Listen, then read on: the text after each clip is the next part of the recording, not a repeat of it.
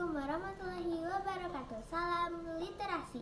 Perkenalkan, nama saya Fahira Hananisa. Saya dari SD Muslimin Panjangan 1 kelas 5A.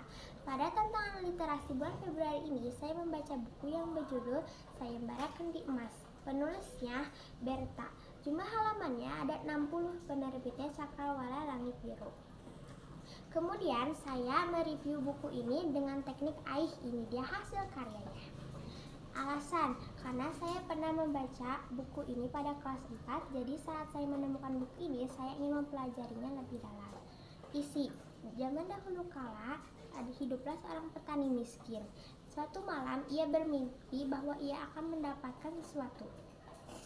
Suatu hari, si petani itu berada di ladang, sedang memotong semak belukar. Kemudian petani itu pun menemukan kendi emas, dan yang berisi koin emas. Lalu, si petani itu pun awalnya merasa senang, namun ia ingin kendi itu berada di gubuk kecilnya. Lalu, petani itu pun pulang dan meninggalkan kendi emas itu. Sesampainya di rumah, petani menceritakan penemuan itu kepada istrinya. Istrinya pun marah besar karena petani itu pun telah meninggalkan kendi emas itu. Lalu, istrinya pun pergi ke rumah tetangganya dan menceritakan semua kejadian itu kepada tetangganya. Lalu tetangga itu pun langsung pergi ke ladang dan mencari kendi emas itu. Lalu memang ketemu. Memang bertemu dengan kendi emas itu, namun isinya bukan koin emas melainkan ular berbisa. Sontak tetangga itu pun marah dan merasa dijebak. Lalu kendi itu pun dibawa oleh tetangganya itu ke rumah petani. Dan saat melihat jendela terbuka, tetangga itu pun menaruh ular itu di bawah jendelanya dan kembali pulang. Fajar pun tiba.